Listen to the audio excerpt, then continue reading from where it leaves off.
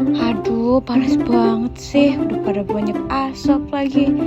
Mobil-mobil nih sama motor banyak banget sih. Duh.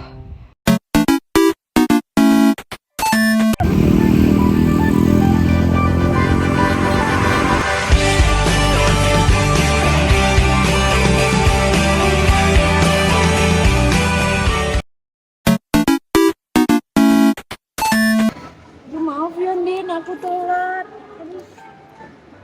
Iya, kenapa batuk? Iya, tadi tuh chaos banget di jalan. Udah motornya banyak banget, banyak orang ngerokok juga.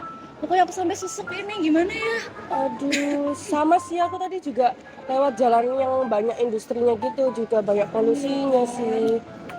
Tapi kamu tahu nggak kalau di Jawa Timur tuh ada beberapa kabupaten kota yang emang kondisi kualitas udaranya itu jelek tau.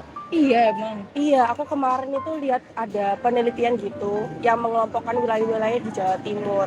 Nah, yang indeks kualitas udaranya buruk itu ada Malang, Pasuruan, Sidoarjo, Mojokerto, Gresik, Kota Malang, bahkan Kota Surabaya itu masuk. Surabaya? Iya, Wih. makanya kita sering kan tiap hari tuh menghirup udara-udara buruk ini. Ada sih sebenarnya buat mencegah kita menghirup polusi udara yang kotor, itu namanya IQ Plus. Nah itu tuh kayak ada perkiraan besok itu indeks kualitas udaranya tuh baik atau buruk gitu. Kalau misalnya buruk mending kita di rumah aja sih daripada batuk-batuk nih kayak kamu nih. Di situ emang ada fitur apa aja, Din? Yang paling utama sih, yang paling sering digunakan sih itu sih indeks kualitas udara kayak perkiraan tiap harinya. Terus kan ada kayak kadar CO, kadar polusi udara itu diperkirakan setiap harinya. Jadi kamu bisa mantau gitu sih besok lebih baik di rumah atau keluar. Sangat buruk buat kesehatan.